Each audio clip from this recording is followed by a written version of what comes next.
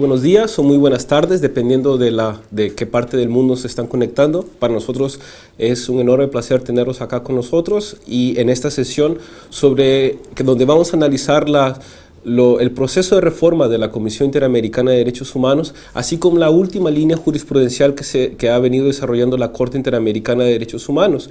Esto es parte del servicio de los cursos de formación virtual de la Comisión Andina de Juristas, y esta es la última sesión del curso que hemos estado dictando con respecto a la Corte Interamericana y el fortalecimiento del sistema interamericano de derechos humanos. Para esta oportunidad contamos nuevamente con la presencia del director general de la Comisión Andina de Juristas y también presidente de la Corte Interamericana de Derechos Humanos, el doctor Diego García Sayán. Doctor Diego, bienvenido y muchas gracias por estar acá con nosotros. Para mí es el gusto, Salvador, y buenos días a todos los que nos siguen por la vía electrónica. No, exactamente, este es parte de un curso de formación virtual que nosotros hemos venido desarrollando en los últimos ya 18 meses y actualmente estamos con la convocatoria para los cursos de responsabilidad social empresarial y de justicia intercultural, en los cuales para mayor interés podrán consultar la página web de la comisión, así como el Facebook de la Comisión Andina de Juristas. Bien, como de antemano ya les agradecemos mucho las preguntas que han estado viniendo a través del correo electrónico, a través del Facebook. Hemos habilitado un chat especialmente para poder hacer algunas preguntas y poder tener un debate abierto, aunque sea a la distancia, con todos y cada uno de ustedes. Bien, la sesión de hoy vamos a tratar 3 temas en concreto. En primer lugar, la perspectiva frente al proceso de reforma de la CIDH, de la Comisión Interamericana. Luego pasaremos a analizar algunos de los últimos casos que ha venido trabajando la Corte Interamericana en el último año, para finalmente ver hacia dónde va la Corte Interamericana, qué nuevos temas o qué nuevos derechos están entrando dentro del marco del análisis de la Corte Interamericana. Pues bien, entonces, doctor Diego, el proceso de reforma de la Comisión Interamericana fue un proceso donde se dio un amplio debate con distintas posiciones y al final, en marzo, en la sesión extraordinaria de la OEA, se avaló unas ciertas reformas que la propia Comisión Interamericana ha hecho. No sé, ¿qué comentarios podríamos tener? Sí, mire, es un proceso largo, ¿no? En el que se ha dicho de todo, han habido diagnósticos que yo he llamado catastrofistas, que se han repetido muchas veces con informaciones parciales, sesgadas o a veces incluso distorsionadas, ¿no? Pero tal vez una cosa previa que habría que recapitular cuando se habla del sistema interamericano de derechos humanos, exactamente de qué estamos hablando.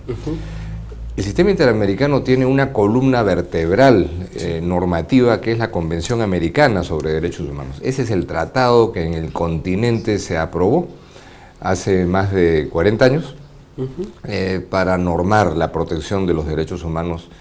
Y en consecuencia, cuando hablamos del sistema, tenemos que hablar en términos muy específicos y muy concretos. Yo he definido el sistema como una suerte de figura en la que hay 3 círculos concéntricos. El primero, que viene a ser el núcleo central, el de lo que podríamos llamar los miembros plenos del sistema interamericano, que son aquellos países que son miembros de la OEA, sí, que son parte de la Convención Americana y han reconocido la competencia contenciosa de la Corte Interamericana, que son 21 países. Todos los latinoamericanos están ahí. Luego hay otros 3 países en el segundo círculo concéntrico, que son 3 países del Caribe anglófono, que si bien son parte de la OEA y de la Convención, no han reconocido la competencia contenciosa de la Corte. Y luego el tercer círculo, que podríamos llamar el círculo más light, el de los miembros de la OEA, pero no de los miembros plenos, es de aquellos otros 10 países que solo son parte de la OEA. Entonces, esto es importante, porque cuando se habla de la defensa y la protección del sistema interamericano, a veces las voces, en donde legítimamente todos los estados tienen igual derecho a expresar su punto de vista y a presentar propuestas, a veces se pierde de perspectiva que la defensa y protección del sistema interamericano, entre otras cosas, pasa porque todos o la mayoría de los países sean realmente miembros plenos de la OEA, ¿no? Del sistema interamericano. Y eso no está ocurriendo. Y a veces hay muchos países que están expresando que defienden al sistema interamericano, pero que se da la gran paradoja que simultáneamente esos países no se hacen plenamente integrantes de ese mismo sistema que se supone se trata de defender. Entonces, ese es un telón de fondo que ha estado detrás de toda esta discusión sobre la protección y consolidación o debilitamiento del sistema interamericano.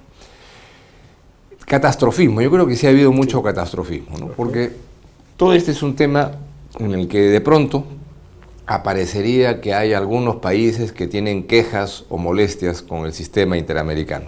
Volvemos a la terminología que se usa. Y esto francamente no es ninguna novedad. En cualquier región del mundo que hay un sistema de protección, siempre hay y habrá estados que tienen alguna molestia, alguna reacción legítima seguramente de alguna decisión o procedimiento que no le gusta. Entonces, ¿qué es lo que varió en esta última etapa? Lo que varió es que en América Latina han cambiado las cosas, ¿no? Hoy día hay una percepción de derechos que hace que la gente llegue con más frecuencia al sistema. Hay una democracia electoral más o menos funcionando en toda la región, de manera que el panorama es distinto. Entonces, ya viendo en términos más concretos a lo que ha pasado en los últimos meses, esto va de alguna manera generando pues una suerte de nuevo tipo de casos, decisiones, capacidades de reacción por parte de los estados. Y cuando se produce la Asamblea General de la OEA del año pasado, en el mes de junio, en Cochabamba, Bolivia, de alguna manera se produce una especie de condensación de distintas quejas, reclamos, molestias de todos los países latinoamericanos contra el sistema, pero particularmente contra la Comisión Interamericana. Entonces ahí empieza la primera distorsión de los hechos. Algunos analistas han querido ver ahí una especie de gran decisión de los países de América Latina para debilitar o hasta destruir el sistema interamericano. Yo lo señalé en ese momento en varios artículos y en comentarios. Yo no veía que la cosa era así. No porque avalara los comentarios o las críticas que se hicieran, pero sí porque había que separar el grano de la paja y de pronto encontrar que cada país tenía su propio tema, su propio punto de agenda que se condensaba en una molestia y que no había pues unanimidad en esas quejas y en esas molestias y que había algo ahí que estaba mal.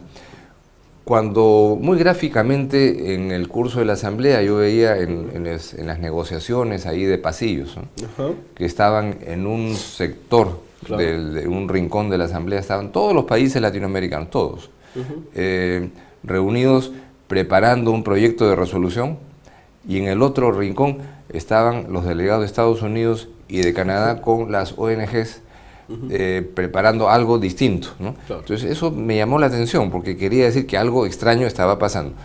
O de pronto, todos los países latinoamericanos habían sucumbido a las líneas promovidas por 2 o 3 países del ALBA, lo que sonaba un poco extraño, México, Chile, Colombia, Perú, etcétera.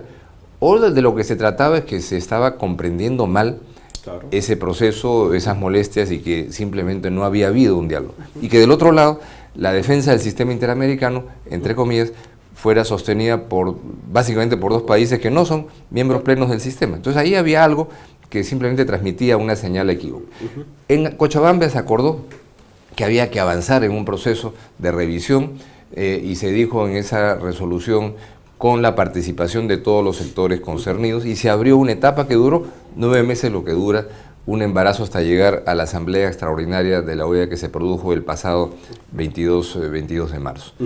Y en ese proceso las cosas cambiaron de manera muy importante en lo que respecta a la dinámica de la relación entre la Comisión Interamericana y los estados, en la medida en que se abrió un proceso de diálogo y de consultas que había sido embalsado, que no se había producido, es la verdad, hay que reconocer, en meses y años anteriores, que permitió ir un poco desinflando este supuesto complot que nunca existió, pero sí un conjunto de molestias que tenían que ver con aspectos reglamentarios que podían ser ajustados, con plazos que se extienden y generan desconcierto e inseguridad a todos los actores.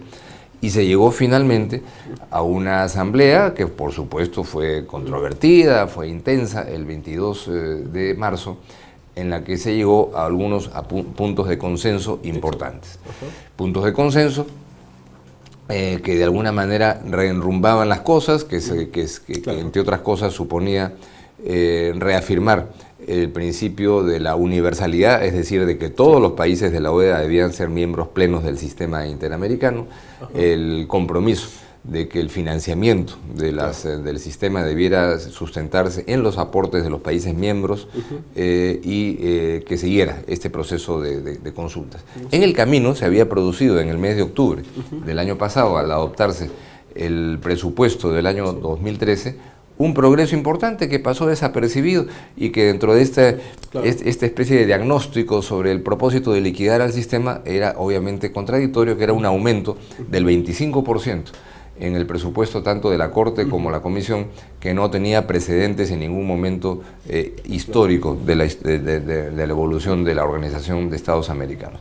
Entonces, llegamos a una situación en donde sería pues iluso decir ahora todo está perfecto, ahora sí todos los países de la OEA se van a integrar y ahora sí el financiamiento va a estar garantizado por los países miembros, pero sí un proceso en donde las contradicciones que son lógicas en una institucionalidad compleja como esta se ha ido procesando positivamente con resultados que son básicamente positivos. De manera que este gran complot, que no creo que haya existido, que haya habido alguienes si es innovando en el término, que hayan tenido eso como una intención oculta, puede ser, pero eso nunca fue una corriente prevaleciente entre los países miembros. Justamente sobre ese punto ya están llegando algunas preguntas sobre este tema. Les recuerdo a los que están viendo que aprieten F5 y si algunos de ustedes están en la oficina, a lo mejor los firewalls de sus oficinas no les permite ver bien, pero bueno, mientras tanto nosotros hemos visto que hubo un debate muy político frente a este proceso de reforma del sistema interamericano y ¿se vio alguna vez un intento real de, por ejemplo, países de UNASUR o del ALBA de reemplazar este sistema interamericano actualmente existente y crear otro? ¿O eso fue más que nada basado en especulaciones? Mira, yo creo que pueden haber habido por ahí declaraciones políticas en un sentido o en otro, pero que se hayan dado pasos concretos dentro de la OEA para señalar que se está generando otra institucionalidad paralela, no es así, o que se hayan dado pasos en ese sentido dentro de UNASUR o de CELAC, tampoco, ¿no? Y al revés, todos los países que supuestamente están complotando han sido parte de estos consensos.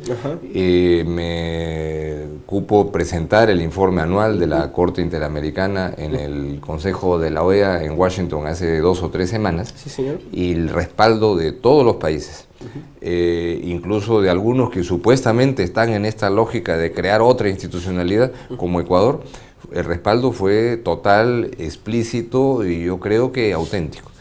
Entonces, distinguir entre lo que puede ser críticas o cuestionamientos fundados o infundados de lo que puede ser un propósito de liquidar el sistema es muy importante, porque naturalmente cuando el sistema tiene ya más casos, pisa colas, ¿no?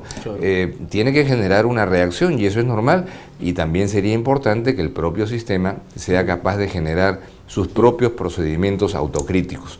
No es posible que los procesos duren tantos años, no es posible que se dicten a veces algunas medidas que no hayan sido precedidas de un adecuado proceso de interlocución entre las partes que puedan estar en conflicto para garantizar pues lo que se llama la igualdad de armas, y si se trata de un asunto de fondo, verlo como asunto de fondo y no a través de una medida cautelar o provisional. Entonces yo creo que hay muchas cosas que se han ido dando como admisiones, autocríticas importantes en ese proceso de diálogo que había sido, como digo, embalsado y que se abrió después de la crisis que se dio en la Asamblea General de Cochabamba, y yo creo que eso ha sido muy, muy importante, y la comisión y sus integrantes y su presidente han dado pasos muy serios para abrir la baraja de naipes y cambiar los términos entre los cuales, con los cuales se estaba trabajando hasta antes de junio del 2002. Y además tener en cuenta que todo este proceso de reforma coincidió con